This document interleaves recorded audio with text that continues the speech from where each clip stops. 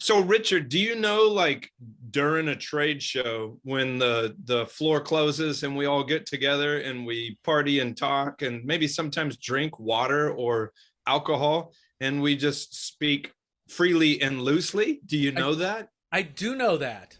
So what happens when we do that, like adults, is sometimes we slip a curse word here and there just because we're comfortable and we're just talking. But Fuck that's how we right. talk here on Reef Beef. So I mean, hey, I don't want like your little kids walking by your phone and I say fuck real loud, and and then everyone's offended. So hey, just be aware that we might do that. Yeah. And I don't really care about your kids Yeah, if they hear that's fuck. that's your problem. If the worst thing in the world that happens, your kid hears fuck, that's you doing good. All right, It's the real world.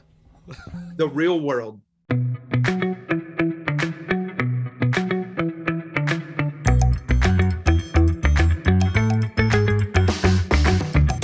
Hey, my name is Rich, And my name is Ben. and this is Reef Beef. And today, Ben, what are we talking about? Today we're talking about this, like the post MACNA show. So we're gonna download all that, and I have a beef about people being impatient and being stupid things, and also I'm gonna talk about Discord and why you should be on it to come see us. Oh, Were you know like, what we need to tell everybody before we get going crazy is that we're both going to be in Chicago for Aquashella. mm-hmm, You know the dates of that offhand? Aquashella, October 8th and 9th. 8 and 9. I knew it. And I was talking to Sean Hale, and we I think we're gonna have a booth, and we're gonna be talking. If this works out, we're gonna be the sign on the booth is gonna say "Salt water is better than fresh water. Change our mind." Yeah. And then people are gonna come, and we're gonna argue about which is better, which I think is hilarious. And maybe there'll be some real fights with real blood. Hey Richard, what Yeah, is Ben. going on with your tanks? Anything new and exciting? With my tanks, a lot's going on. Oh my God, dude. Because this is the post MACNA show, the show that's going to air, even though before this one is the pre-post Mac, the post pre, the pre MACNA show, pre post MACNA show, because it was recorded before, but it's going to come out after, and then there's this show. But MACNA was so great, right? So we hadn't seen people for so long, and then seeing all those people just got me all excited again. It was fucking awesome. I'm probably jumping around and not telling you about my tank at all. Yeah. Fuck it. But I'm all hyped and juiced. So I'm going to be hopefully this week from Unique Corals. A bunch of corals are coming for spawning for me. Oh, cool. I'm going to do that again, and hopefully I'll have a spawn in November. Hopefully, Like SPS? I think it's Millipora that's supposed to come. Oh, no way. In a day or two. So I hope so. So I cleaned everything. I could show you the bottom tank. I mean, remember what it looked like, but now it's like empty with just sand. Now, is this just a personal thing you're doing? Yes. Okay, cool. Yes, personal. I talked with Jamie a bunch, and I was making some things harder than they needed to be, Oh, and so I'm going to make them easier. Jamie And Craggs. what? Jamie Craggs. Jimmy Craggs, who, like I said when I introduced his talk, we wouldn't be doing any spawning anywhere if it wasn't for him. So thank you, Jamie. And what else is going on? Is there anything else exciting? The main tank looks good. It's great to go away for a week and come back and have everything be working the way it should. Nothing weird? Nothing weird. No, nothing weird at all. Except that I had the power outage just before. Just the day before I left for MACNA, it was 105 degrees here, and it's never that hot here. And Dude, that's hot even by Texas standards. Yeah, it was hot. Crazy. And it was hot all through the state. So they shut down our power for a little while to help the rest of the state. And so I was down for an hour, and some things came back up, and one old Apex component kind of didn't work right. So I'm upgrading those. And I know people get all crazy about stuff, and I'll be called a shill again, which I think we should just embrace. Because, arguments and disagreements. They need to be angry. And so, things I've had in place since 2016, if they're going to fry on a power outage a little bit, I'm okay with that. Those things have been in, what is that, 15 years, 35 years, 16, what is it, 22, 6 years, right? What are you saying? That's your original Apex equipment? Yeah. Yeah, one piece went. And I know they've upgraded. It was an EB832, and I know the newer ones have got a better component in it than the one I lost. So what am I doing? I am going to replace my EB832s. I think after 6 years, that's a good amount of time, and if they're better now, which I'm told they are, I'm going to replace them. I'm also going to. I'm also. You don't go ahead. even have the silver and orange unit. It is silver and orange, but I had like the original one. First one. Okay. Yeah, and I had like 3 or 4 of them in place. So I've got backups have arrived, new ones have arrived. I'm going to install them. And then, here's the really exciting thing. I've been on the fence about what to do for power outage backup for a long time. And I was waiting to do solar and that's expensive and like 25 grand expensive and things like that. And that's a big bite. But I saw this new Hydros Kraken thing. Yeah. Which looks like there's a way I could use it for backup. There's a couple different ways. But then I was talking to people about it. I talked to Terrence Fugazi about it. And he set me off on another path. And then I talked to Jim Graham, Telegram, about it. And it was great. We got on a Zoom and we chatted for a while and we had texted back and forth about it. And it looks like for about $2,500, I can get an automatic, it's called an MPP. It's basically a controller unit for the batteries, and it's got plugs on it. And I can get a 200 amp hour battery, which should allow me to keep my my return running for 30 hours or something like that. Is that not like a trickle charger? Well, it is, but it trickle charges the battery, but it also can pull current out of the battery to power the outlets. Oh, okay. So this thing's got outlets built into it, and you can put more batteries on it. So I could get even more. So it looks like I'll be able to get initially at least a really nice runtime out of my return pumps. I've got one that feeds the tank and one that feeds this system here. And I'll be able to get my wave pumps on that as well. So what I'm going to do is I'm going to end up, this is the plan right now, and we should have Jim on to talk about this stuff because it's become easy, it seems like. Now I haven't done it yet, but I'm going to put all the wave pumps in all the systems on one apex. So I'll have an extra apex that's just for circulation. Oh, wow. And all of those wave pumps will be run through the one link, which plugs in. And then that apex will sense when the power goes off. And it will then tell my wave pumps to run at whatever percentage I want. And will keep my return pumps running. And like I said, my calculation for it with this one is like 20 or 30 hours. So that's wait, great. What ran through my head was like at that point, I'm like, why not do a generator? But I'm thinking this is something that just comes on whether you're there or not. Right. And that's been the problem with a generator. A couple issues with a generator is you need the space for it, and then you need an auto transfer switch for it, and then you have to tell what plugs should be powered when it comes on, right? And then you need either propane or you need to be able to run it. And you've seen my house. There's not that, it's not like a Texas food bowl size of a lot. It's just a regular lot. Yeah. And that's the same thing with the solar array, is that I would need not enough surface area of roof. Well, even if there is, I would still need to redo the whole panel, right? So that circuit would get power in a power outage, and that circuit wouldn't. So now I can avoid all that. Oh, and the system we're talking about, I can plug into the wall to trickle charge it, or I can add solar panels to charge it. So, Crazy. And to run it. So I'm pretty excited about it.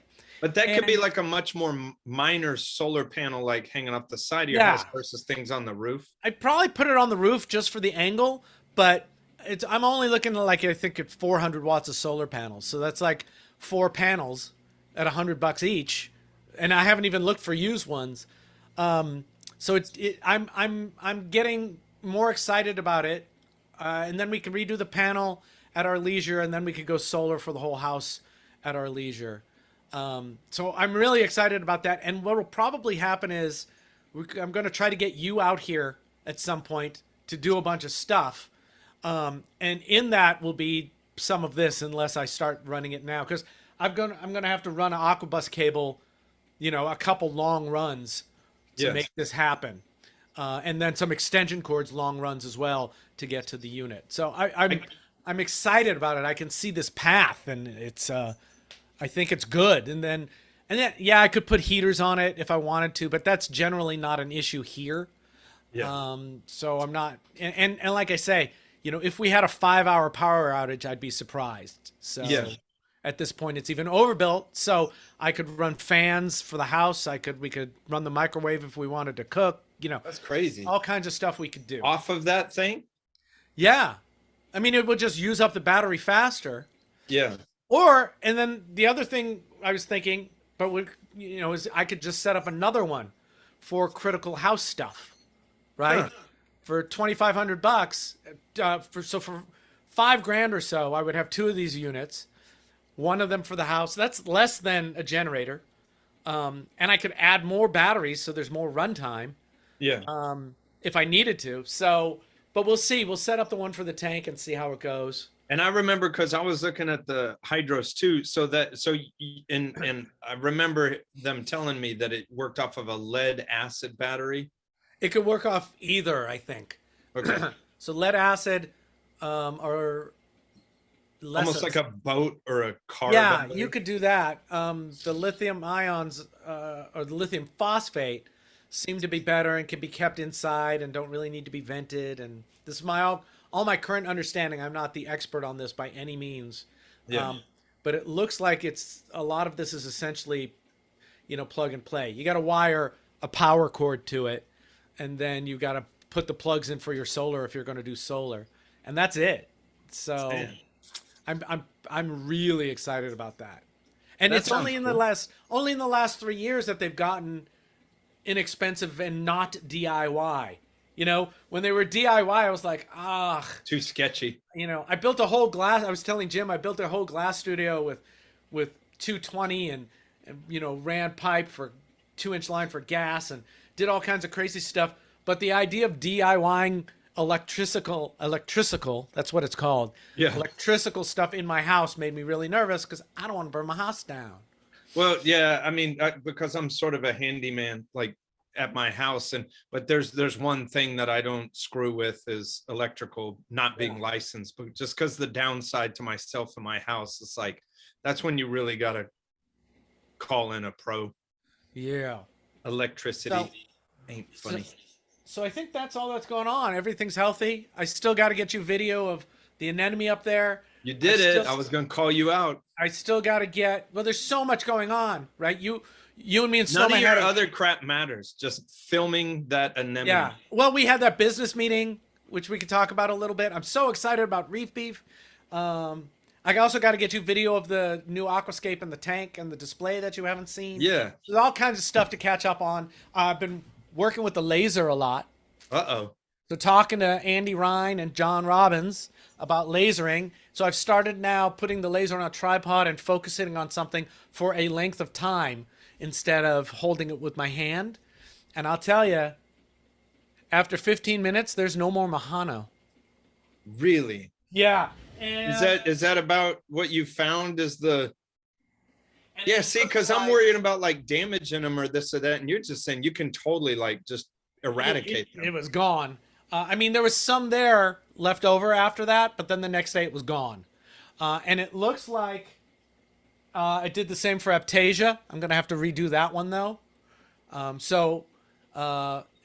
the we've already talked about the vermitids. The vermitid stuff looks really, really like it's gonna be great. But I still got to do some more testing to see how long it actually needs to be held in place for each thing. So yeah, MACNA that'll be cool. MACNA was awesome. We'll get to that though. But so we'll have to make reef beef lasers. I know we'll have reef beef lasers and reef beef jugs of muriatic acid and maybe reef just beef bag reef, of broken glass. I like just reef beef jugs. Yeah, reef beef jugs. What's up? What happened? I know you flew home and then went right to some clients, right? Oh man. Well, yeah, because it's like my most important client was like, hey, do you think you can? And I said, well, I'm coming back, and he was like, oh, don't do it. And I was like, but you get that you come home after an event like that, and if you're bored, you just start to get depressed because it was like 5 days with good friends, so I was like, I want to stay busy. So yeah, I drove right from the airport and cleaned his aquarium. I did not. It wasn't jet lag because it was the same time zone. But it was just like I was sort of going through the motions just after all that. And plus you're exhausted after all that.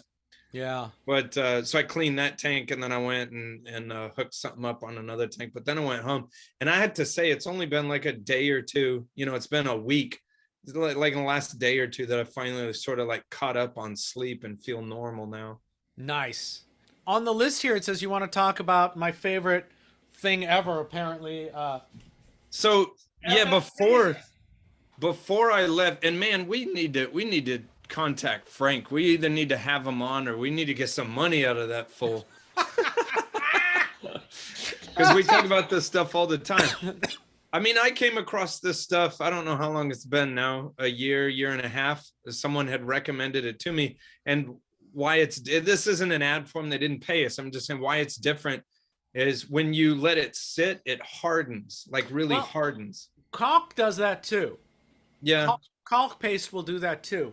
So why do I use this? I think this is more effective than caulk paste. I think it's got some kind of and that's getting into proprietary, and I don't know, but why the hell would it be any different than he put something in it? There's something else in it. I might know what it is, but I also don't care. It's not that expensive. Somebody has done all the work to make it happen. I'm happy to give Frank money to make my life a little bit easier. It's not that expensive. Out of all the other liquids, the Red Sea products, all the other liquids, none of them seem to come close to me for what that one does. Yeah, and I also like, it comes in two sizes, right? 1 ounce and 2 ounce, I think.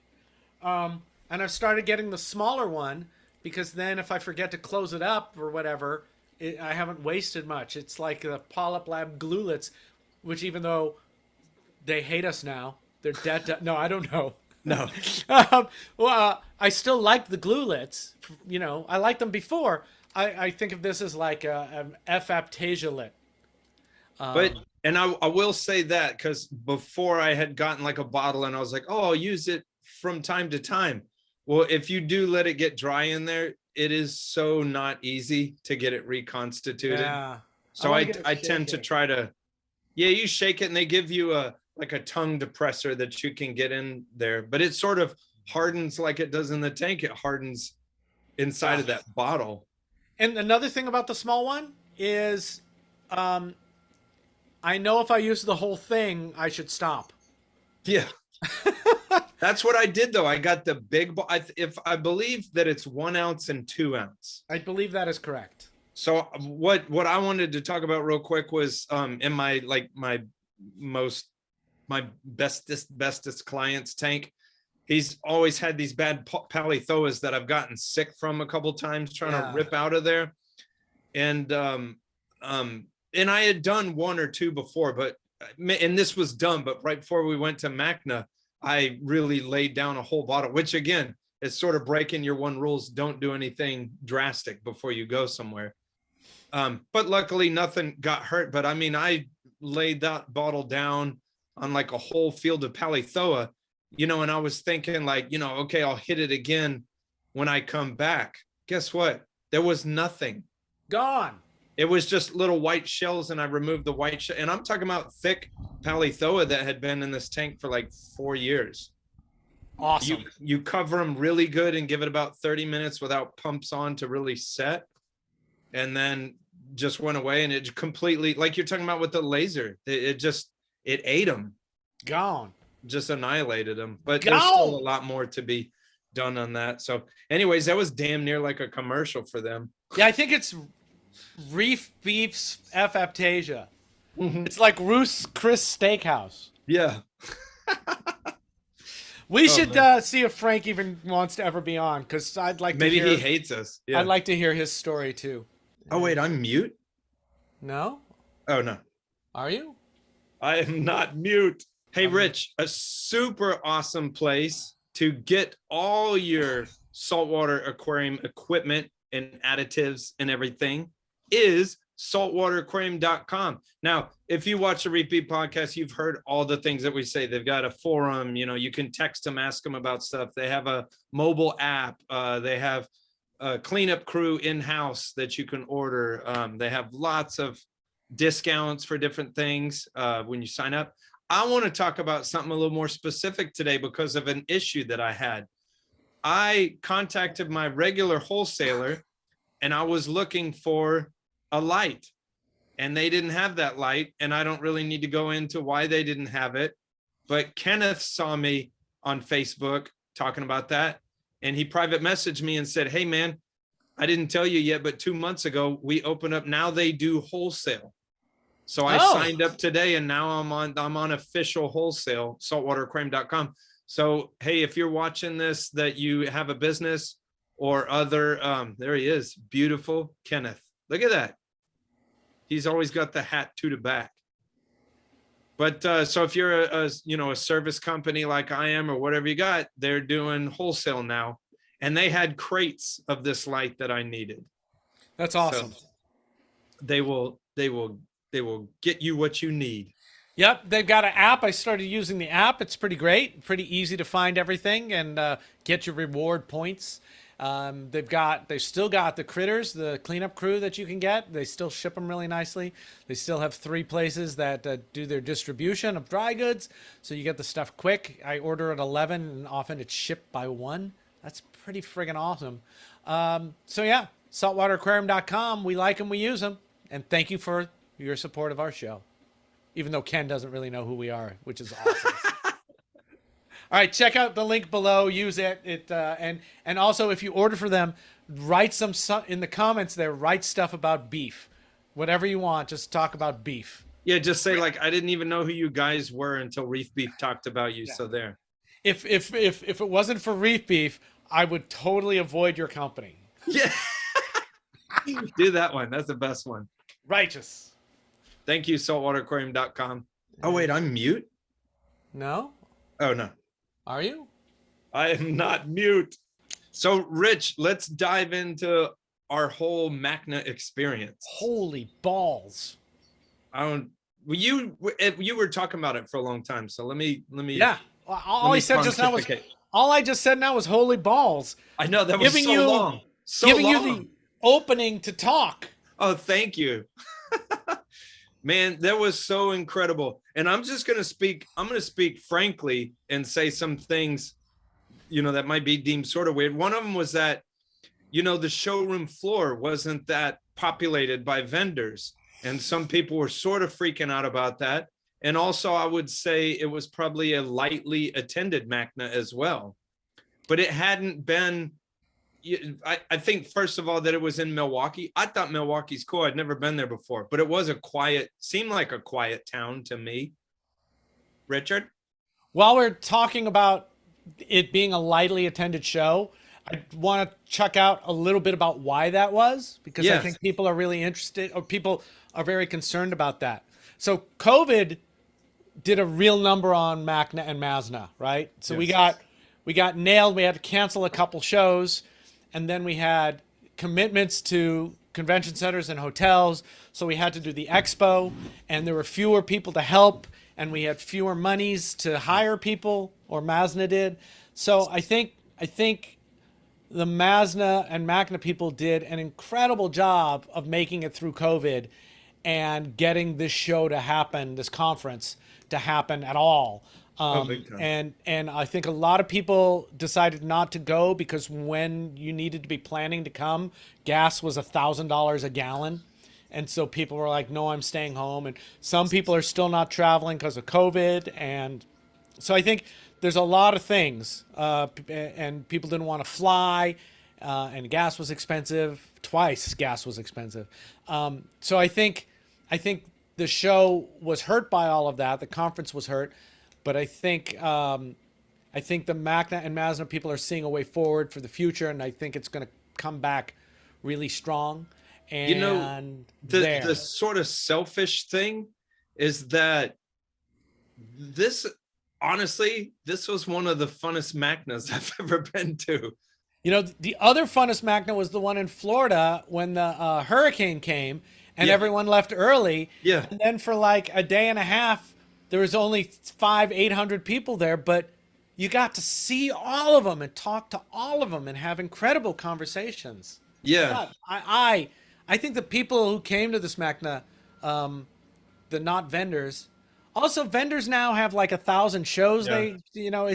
I spoke to some vendors and that's what I was hearing too. They were saying, where, they commit to so many shows and then, MACNA had put the pause on there, but it'll be back for sure. There's no way not. But forget about the vendors for now. The conversations with folk. Holy crap. Big time. And we hadn't really been, face to face in a while. The other cool thing for me, this was personal, is some of the people that I just never got to cross paths with, or at the time felt a little nervous. I've made all those other connections now. And it's just really to where, and again, I said this was selfish. It's really to where I'm just more and more, the more MACNAs I go to, the more and more I'm comfortable with them. It is my favorite trade show because I think when I look at it, it is the one that it seems like most of my friends go to. And I do love that, like, speaking and the speakers and learning it like leans heavy on that. I like that component of it. Yeah, I think it's also important to say that it's not a show. I think of it as a conference. Yeah.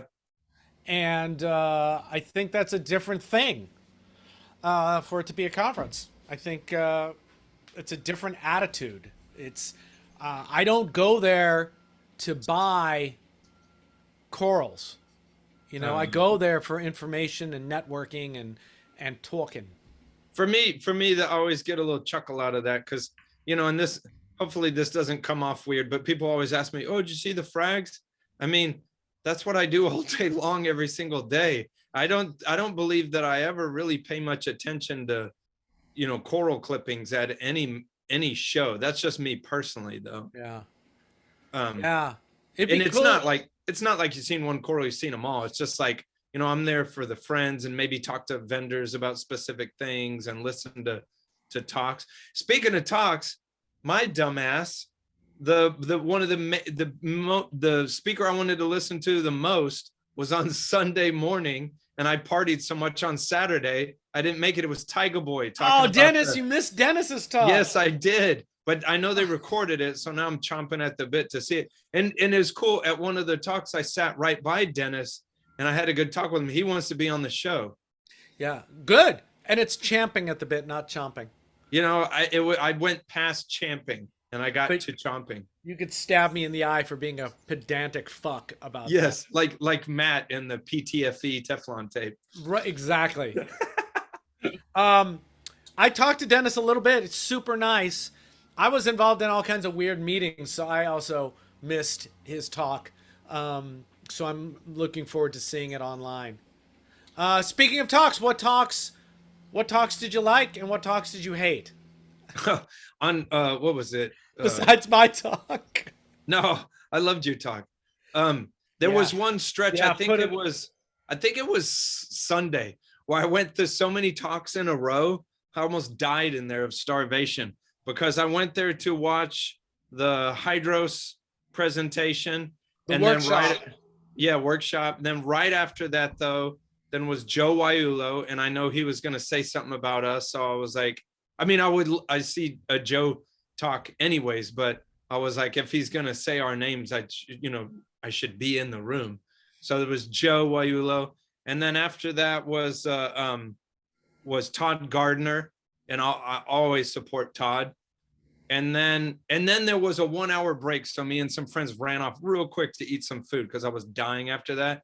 Yeah. But I was very insistent because then it was Craig Bingman, and you've got to watch a Craig Bingman talk. And again, we were mentioned heavily in that talk. So again, I wanted to be in the crowd.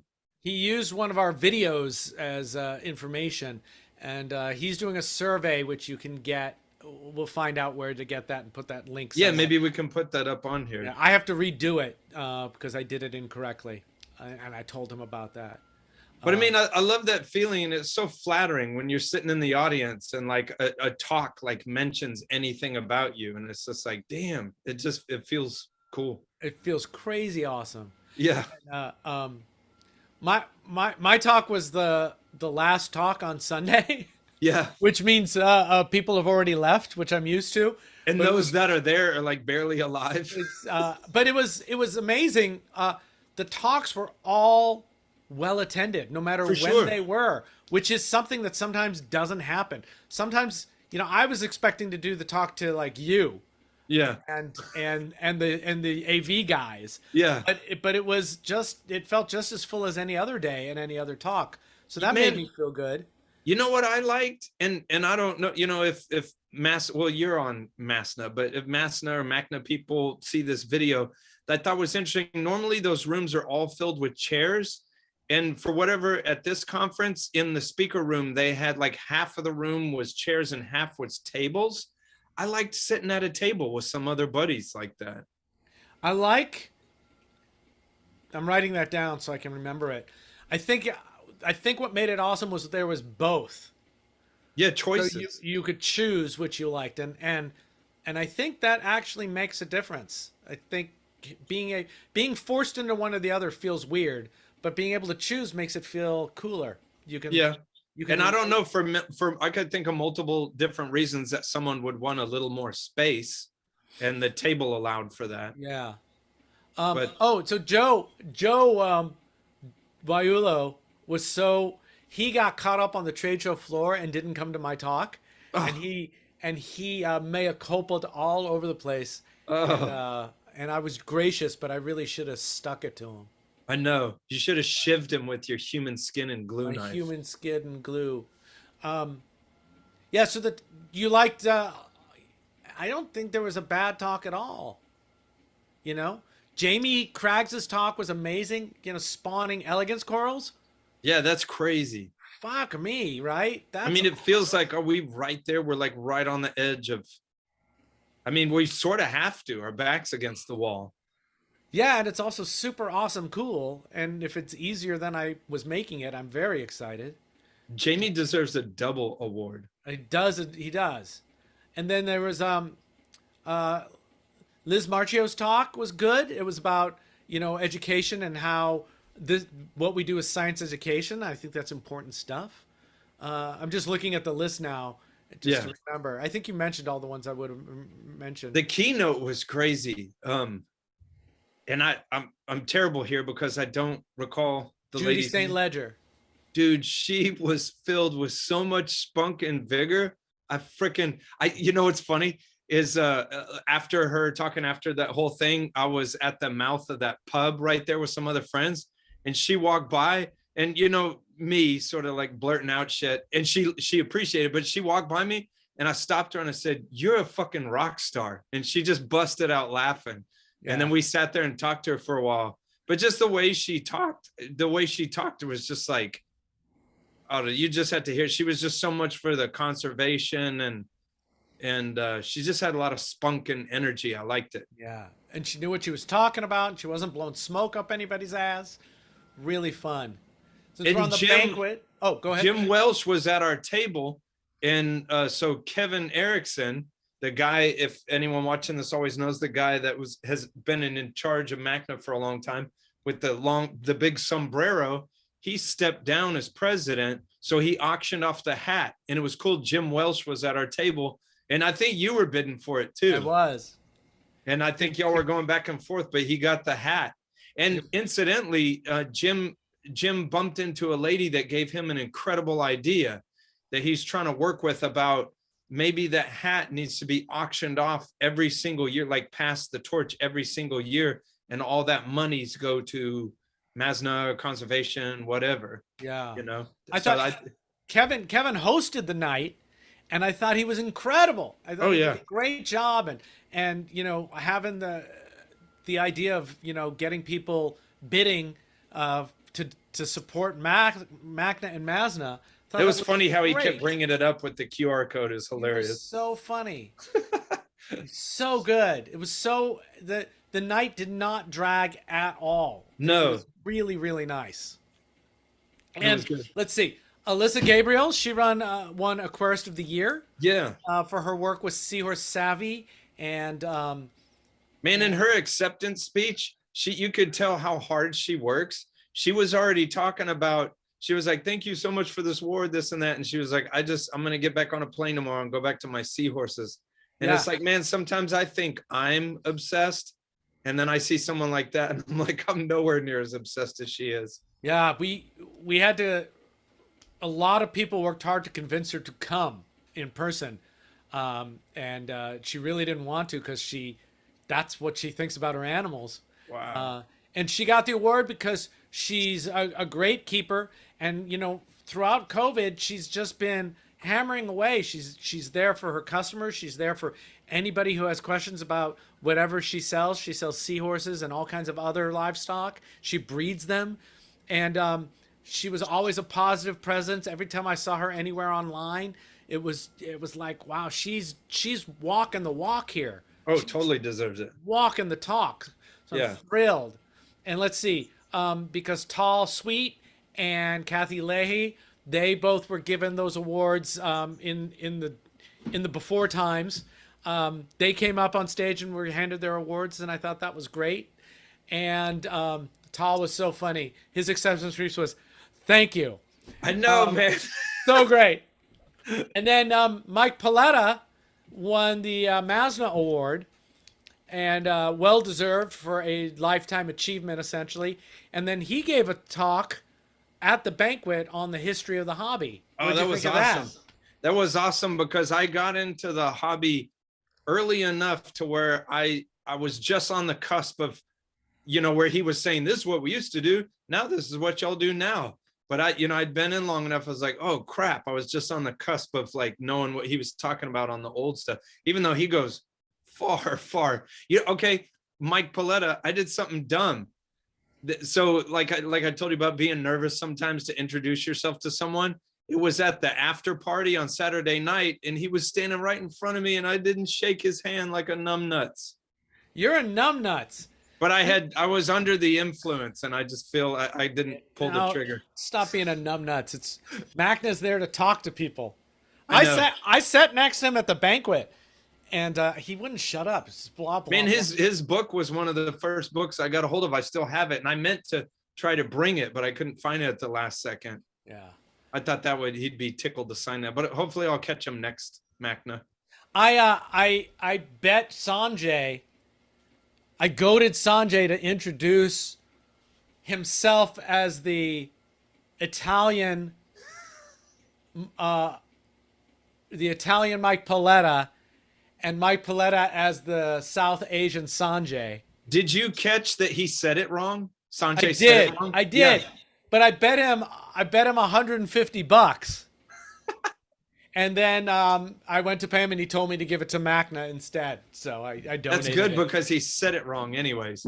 He was supposed to say the Indian Mike Paletta and the Italian Sanjay Joshi. Yeah, but who cares? But he said the Indian Sanjay Joshi and the Italian Mike Paletta. It was funny anyway. It was hilarious. Oh wait, I'm mute? No? Oh no. Are you? I am not mute. Hey Beefers, do you know what helps us create more content and engage with you at a much more personal level? is our membership. It has multiple different levels.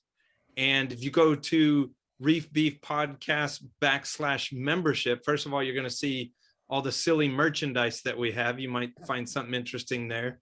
And that has our membership there at different levels, you know, all the way down to $8 a month, all the way up to, I believe, $50 a month, and all the different things that come with that. But we're getting real excited about this. But because of this last MACNA, we had so many people show up, and it gave us that sense of like really sort of pushing on this membership more, and because of content that we want to make specifically for that wouldn't be shown on regular Reef Beef. We want to like engage the community more. The community is a lot bigger, I think, than what we thought it was. And so we really want to start making some extra content to engage with those beefers. So forget the buy us a beer. Just become a member. Be part of the community. We're trying to build a community, and we're just going to see how that goes.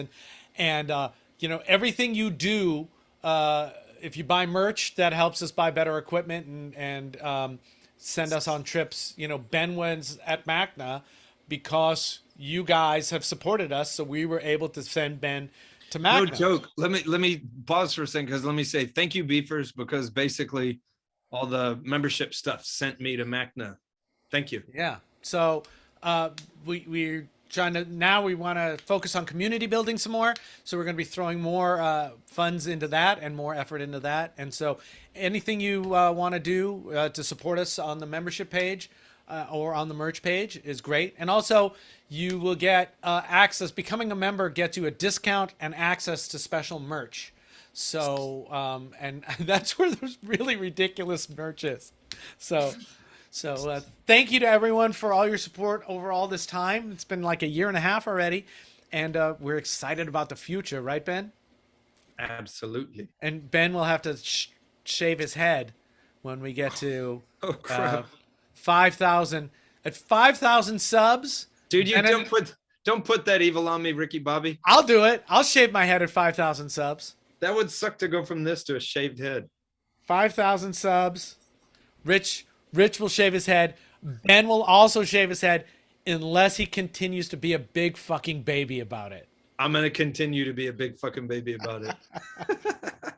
Righteous. All right. Say one more nice thing about everyone and we'll be done with this part. Nice thing. You guys all dress well and smell pretty. We love you, beefers. Oh, wait, I'm mute? No? Oh, no. Are you? I am not mute. What else about the show? I got to talk to, there was a few vendor things. I have a client that has a really old chiller. And so I like JBJ, their smaller chillers, the Arctica.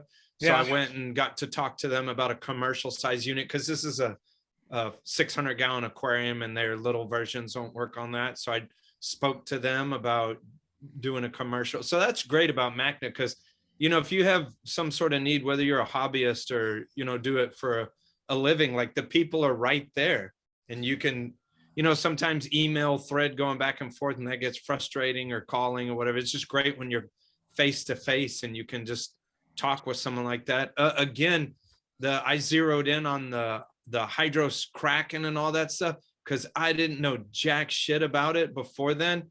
And some of it's still not mysterious to me, but it's like, you know, I don't go deep into the weeds of it, but I got a whole, you know, one-on-one presentation with, what's the main guy's name? Richard or Carlos? Carlos, because I went up to Carlos and said, man, talk to me like I don't know anything about this, because I don't. And he just did the whole thing.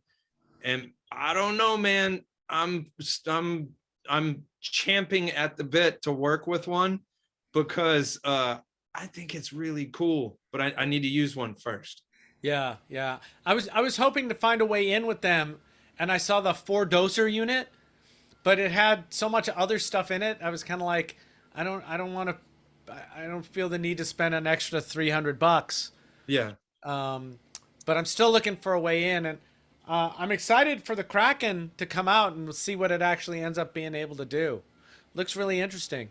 I'm looking at my cards and trying to remember what I went there because I wanted to find a, this is so dumb.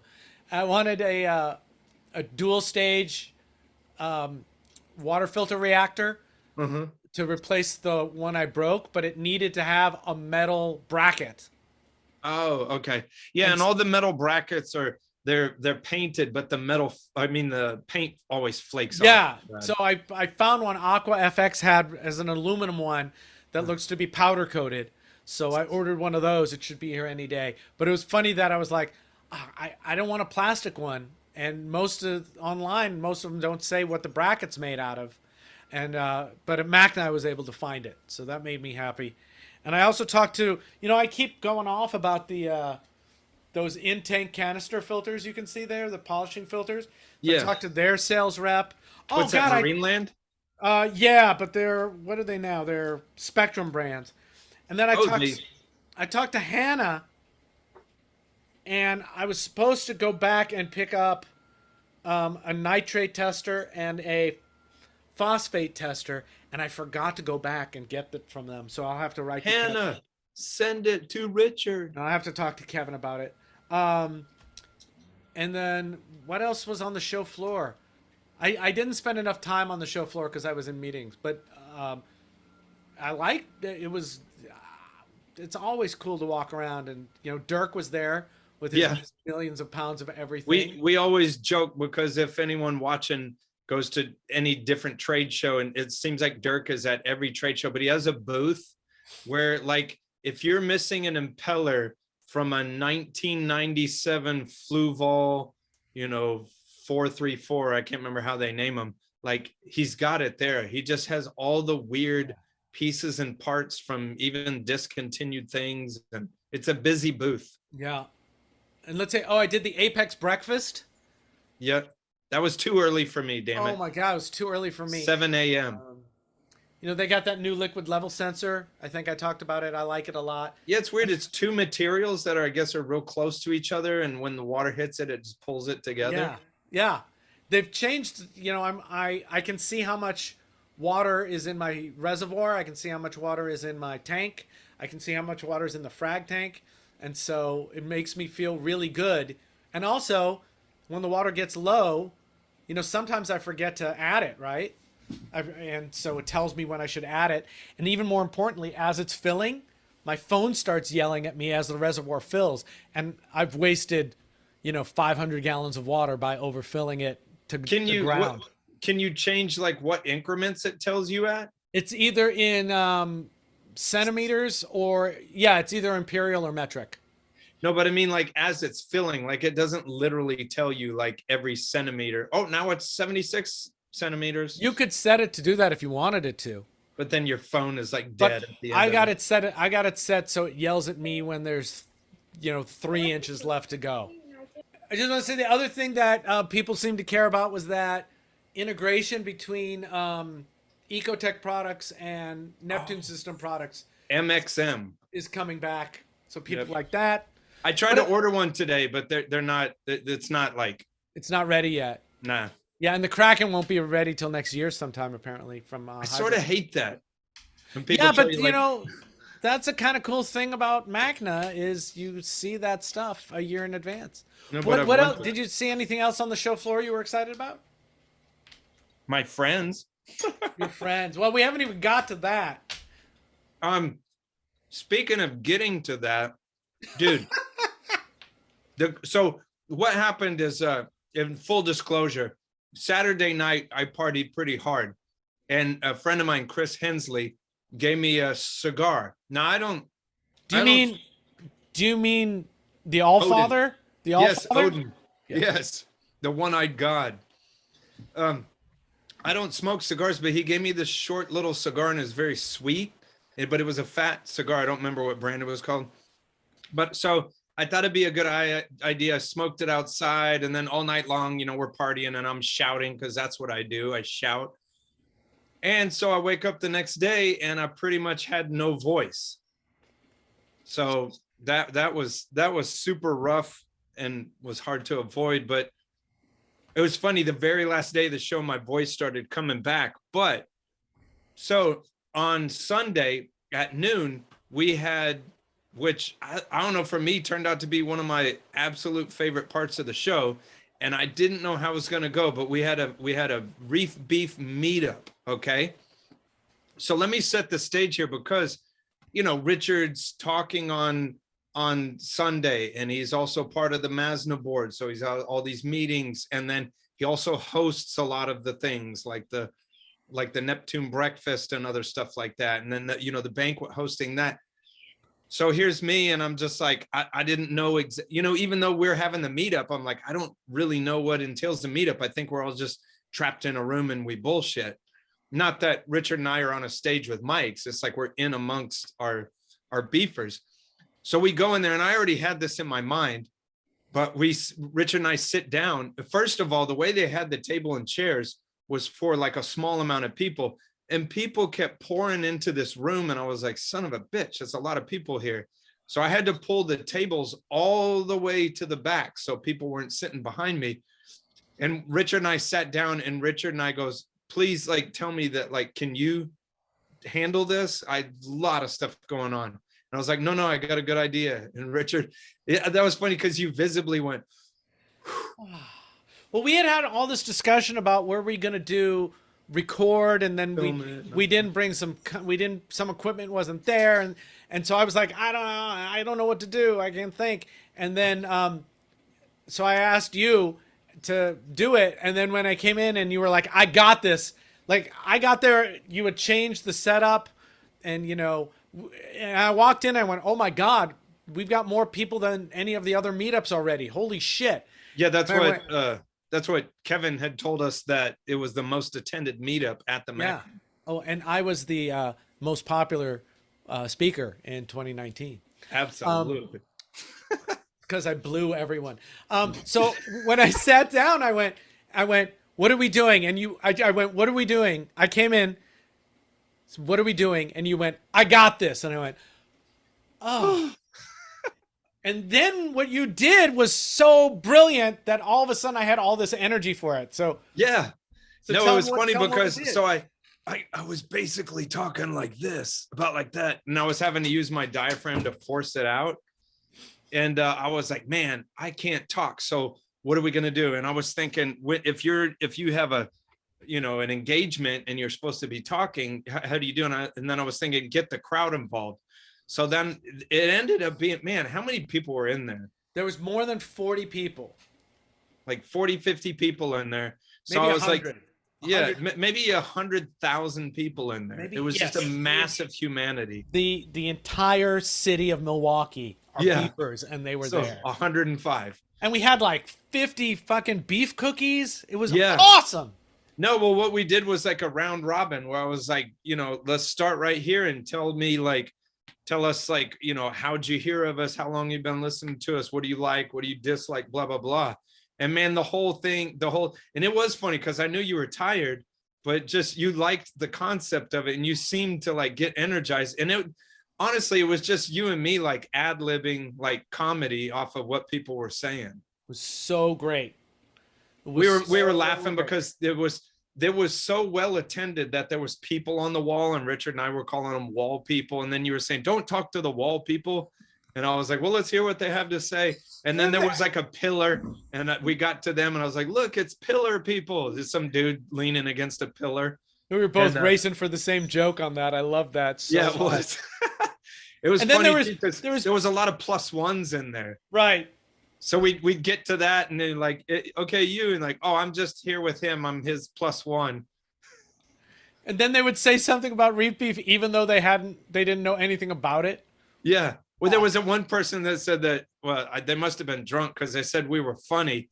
And like, I don't know anything about Reef Beef, but y'all are funny. So maybe I'll start watching it. My favorite one was the very last guy. Not the German lady? No, there was the very last guy. The German lady, I liked her accent, and I told her husband I was going to steal her. But the very last person that with the round robin, he said he was sitting there with like a Wiener Schnitzel, and he goes, I don't know who y'all are. I was just trying to find a place where to eat this Wiener Schnitzel at. That's bullshit, right? Yeah, I know. Yeah, okay. He's a but what a great. I love that. This has changed. But thank you all for coming to that and supporting us. It's changed our idea of what this show is or should be a little bit. And so it's about the community of people, and marginalized people and not marginalized people, and just people who get together and be what we started the show out to be. Is when we're hanging out after the show with friends, what do we talk about and how does that go? And everyone went around the room and said something, and everyone was personable, and everyone was funny, and everyone was interesting, and people I thought were going to be quiet and not say much said stuff that was really fun to listen to, and we were just riffing on it all. I can't even remember. I recorded it. That's what let people's guard down, is because from the word go, we weren't stiff at all. It was just pure comedy all the way through. And then Trucker Tammy dumps oh my God, dumped candy corn all over my head. And the rest of the show, I had candy corn stuck under my shoe, and I was like making noises walking all over. I probably screwed up that hotel. Right. And people plan to bring candy corn because they know you hate it. So that's awesome. Jason Langer, Snowman tried to buy a bunch of cookies from him, ordered a bunch of cookies for us, the beef cookie. And Jason wouldn't take any money for them, and then he brought so many of them, so everyone had some cookies. There were some left over. I gave them away at my talk, and then we had them at the night, and it was just really fulfilling and humbling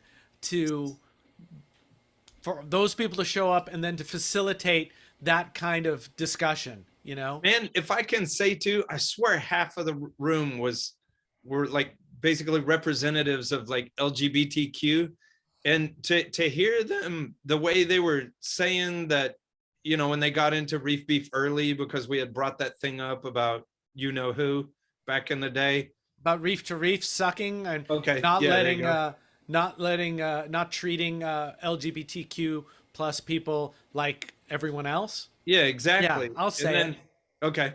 And then for them, several of the people said, that it was just like a place where they knew, like, Reef Beef doesn't give a shit about any of your background like that. We don't care. We don't care if you got Reef, one eye. If you're like a peg-legged, like black pirate, hermaphrodite, I don't know. That's none of that has any bearing. Like, I just love you for being a beefer. Peoples is peoples, and we like peoples. Yeah. And I did hear a story about a woman walking around the show floor, and if her husband, who is not a reef keeper, was with her, the vendors would not talk to her. They would only talk to him. What the hell? Yeah. And that's still common. That still happens, and it's bullshit. But hopefully the beef will help make it go away. Yeah, now, we'll have to slap some beef on people. Yeah, just come on, man. People, talk to the women. We once left not to go too deeply into that, but I suppose that's how someone was raised or whatever. It's just weird to me. But you know what? It's time to get over it, because no one gives a shit. Stop it. I don't care how you were raised. I was raised to shit on my plate at a restaurant. I learned to stop doing that pretty quickly. I know. I think about that all the time when people say, well, that's just how I was raised. It's like, man, I was raised all sorts of ways that I left or kept or whatever. It's like, I don't understand why you have to stop there. You're a fucking grown up. That's what I was learned when I was 5, and I can't learn nothing else. Well, then we should put you down. Reef Beef. We should put you down. Yeah. So I do have a recording of the show. It's terrible because we weren't really set up for it. And I'm going to send it to Snowman to see if there's anything useful to pull out of it. It could be little chunks, little excerpts. And, I don't think anybody there would have any problems with it. And I also think it's still, but I don't know. I don't know if we didn't get express permission to use any of it, but I think it still falls under the thing that the show says, that you may be recorded at any time. But all that said, and however much I would like to share that event with everybody, man, there's something really magical about having that in-person event just be for the people who were there. It's just something really wonderful about, that would be hard to recreate. and it Well, was and just magic. I know what you were saying earlier, Richard, about it sort of like being sort of an epiphany to you, because when it was over, it's like, you know, you and I just started this stupid little YouTube thing. And but when it was done, I was like, you know, it was one of the moments where in this podcast where I was like, oh shit, this is a thing. Yeah, and you know, we've been sequestered and alone for 2 years anyway, right? Because of COVID. And then, you know, I don't know if your brain's like mine, but it's very easy for me to, you know, dismiss anything good that I do. Yeah. You know? So I minimize everything because I don't think I can be that special. Self-criticism. Right? And so, you know, we look at the you know, we're almost at 1,500 subs on YouTube. And I go, yeah, well, that's not, you know, It's not 15,000. Davey 504 has 7 million, you know? Yeah. So it's easy to dismiss that, but you know, 1,500 subs in a foul mouth podcast in a small hobby anyway. Yeah. A niche inside of a niche inside of a niche. Yeah.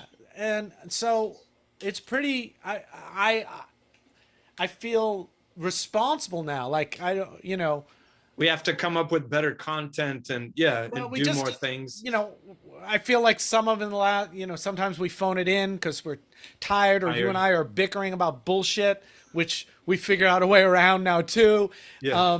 So it's like, okay, no, this is the joyful podcast where we bitch about stuff. I know, and I feel like not that in a bad way, but in a good way. I feel like after meeting all those people now, I'm like, oh shit, people like, this may sound silly, but I'm just saying, it's like, oh, people really want me and you to like make this stuff, and so they can watch it.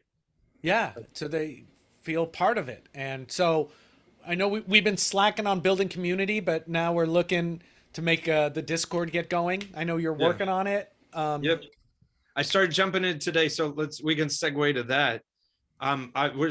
You know, we put I don't remember if it was a video or what it was, but we put something out there. I guess we put it on Facebook, our Facebook page, asking like, hey, do y'all want to do a Reddit? Do y'all want to do, you know, Discord? Do you want to do Slack? Like, how do we get the community better?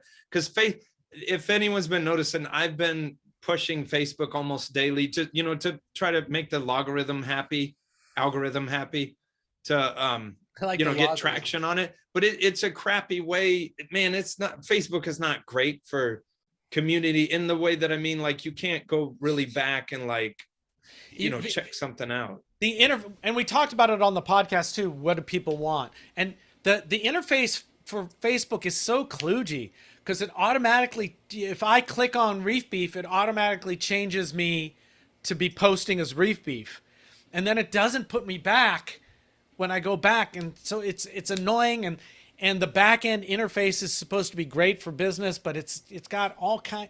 It's like if you give them money, you have to give them money for that. Easy. So overwhelmingly, people said they wanted Discord. So yeah, we were sort of aiming at Reddit, but then people didn't like Reddit. And and then still, like, when I went on to, I put it on the Facebook page about Discord, and there's a couple people, I hate Discord. It's like, well, we're just gonna try Discord, and if we like it and enough people get on there, but it'll have different levels. There'll be like the audio will be open to members, you know, people that signed up to the membership, and then you know how maybe you haven't noticed me bitch about forums. Maybe because I'm pretty quiet about it. It's really my problem, I think. But besides that, I would much rather be spending time online talking to beefers, who I already. Why did I just stop there? Because I was going to say, you know, because we already have a common interest, me. But that's not self-serving. That's not really what I mean. We have a common interest in the way that we want to talk about reef keeping, and God, I would much rather be answering beefers' questions about, you know, oh, you know, I have this algae problem, or dude, absolutely, these corals are fighting, what do I do? Or, you know, I'd much rather be talking to beefers about that shit than random people that I don't know. Absolutely. So I mean, now I feel like hell-bent on that, trying to beefers, you're watching this, you know, whether you know Discord or not, I mean, certainly it's not going to be that painful. I barely know how it works. I've been told it's like Slack with audio. So, I mean, it's really cool once you get the hang of it, but come join us on that and come engage with us. We will figure out very soon how to invite you to that. I believe Snowman will be able to put up a link here to get to the Discord. And the only thing I want to say that we should do is let's not add a shit ton of channels at the beginning. Let's like have 2 or 3 channels. Eventually there'll be, you know, membership channels and non-member channels and things like that. And, you know, maybe it'll be a really cool thing. I certainly hope so. And, and we got new shirts, new merch shirts. Yeah, check the merchandise. 1,500. Snowman just sent a picture of the spandex Ben will be wearing soon. Oh my God. Thank you, Beefers, so much. You don't know how, well, from what people were telling us about how much they enjoyed that meetup with us, we feel exactly the same way. It was a kick to the system, and we couldn't appreciate it more. I left an important slide out of my talk. Remember when I said the idea about that algae needs fertilizer to grow? Yeah. So more fertilizer means more algae, and then I read not so much. But the opposite of that is also true. People think that less nutrients, that algae will grow less if there's less nutrients, which is not true. Yeah. So there, now my talk is complete. You just had to wait until then. Oh, let me do my beef real quick. Oh shit, we have a beef? Yeah, so I'm being aware of the time. But so my beef was from a couple weeks ago. You know, I talk to a lot of different people all the time. So I had a manufacturer that I'm friends with call me, and, you know, we don't have to get into what their names are, but it's a company that manufactures like an all-in-one system. And so they asked me what I thought of this situation. Well, this guy received this like 100-gallon all-in-one tank, you know, that was shipped to him. And he, you know, in the shipping, some part of the stand got rubbed. Not broken, not the tank or anything, but got rubbed and messed up on the stand. And then, but what they were asking me, what they thought my idea, you know, my thoughts about it was, because this guy went ahead and set up his whole tank and then called them to talk about like, what are we going to do about this stand? And then, so this company was asking me, you know, how much I would charge to blah, blah, blah. You know, they wanted to get an idea of what to charge the guy. And it wasn't in my area of influence. It was somewhere far away. And it was like, you know, it's just a simple thing. I think most rational people wouldn't do that, but it's like, if you have a problem with your piece of equipment, don't put it in and going, you know, when it's, you just turned a $200 problem into a $2,000 problem. So now the guy is sort of bitching and moaning, and they're concerned that he's going to take to the internet and badmouth him, because, you know, they were going to try to deal with this scuff on the stand, but, you know, now he's got to like break the tank down, you know, and why did he even do that? Yeah. You know, it seems obvious to us, but I could totally see somebody going, oh, we'll just change out the stand, and not actually doing the mental math to realize, oh, that would be really hard. I could totally see that happening. Not only that, but whatever you thought you were doing by hurrying up and getting your tank done, and now you have to take it down and take the stand off. Like, you're not, it just, you know, so that beef might be sort of weird, because it just boils down to someone who I think was just acting irrationally. Well, what, do you think they were acting irrationally, or just didn't have the experience to think it through? It could have been that. I mean, for whatever reason, they were just hellbound to, you know, to get this thing set up, and then wait, the foundation of this thing has a problem. It's like, oh, okay, well, don't set it up right now and let the company, you know, that reminds me of like, what is it, Yelp and stuff like that. You know, I think early on, maybe Yelp was a little more useful, but after a while, it sort of turns into a forum where people, I swear there's like professional complainers. And it's like, you know, you don't just when you look at a product and it's got like some bad marks, you know, go in and read those bad marks to see what the people said. Because sometimes you read their little paragraph and you're like, well, you sound like an idiot. So, that might help you, go through, I'm not saying remarks, but I don't know what the fuck. Reviews on things. If something has just a couple bad reviews, go read the reviews, because it might be that the person did something really stupid. It's interesting. When I was, Penn Jillette always says, don't ever read the comments. Don't ever read the reviews. Don't ever read the comments. And he's right in a way, because it's really hard not to see. There can be 2 negatives and 100 positives, and all you zero in on are the 2 negative ones. And then you spend a whole bunch of time. And that's like what people tell you, like with this podcast, people like, we'll always say like, oh, no. And eventually we'll probably get big enough to where we like pull in more haters or whatever. But yeah, like, and I would say I'm mature enough and old enough. I mean, hell, I'm 47 years old. Like, I'm not going to get bent out of shape about a bad, YouTube comment. It's my ego isn't that fragile. But so say some terrible stuff. Mine's pretty fragile. Don't say anything to Richard, though. Cast it all to me. Mine is pretty fragile. No, I'm getting better. I'm feeling a lot better. Well, hey, that's our show. Yeah, let's end on my fragile ego. Yeah, Richard has a fragile ego. And giant fragile ego. Before we go, do you have anything else to say, you crying titty baby?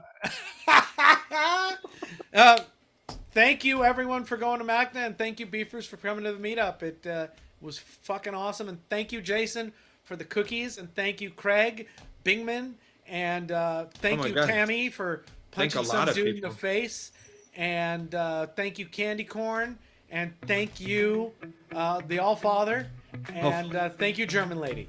Yeah. Thank you, Felicia. Bye, Felicia. Bye, Felicia. This episode of Reef Beef was hosted by Rich Ross and Ben Johnson, produced by Ben Johnson and Snowman, edited and directed by Snowman.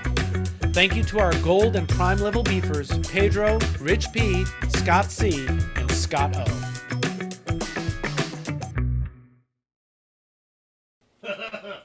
Lit. Bro. Get lit.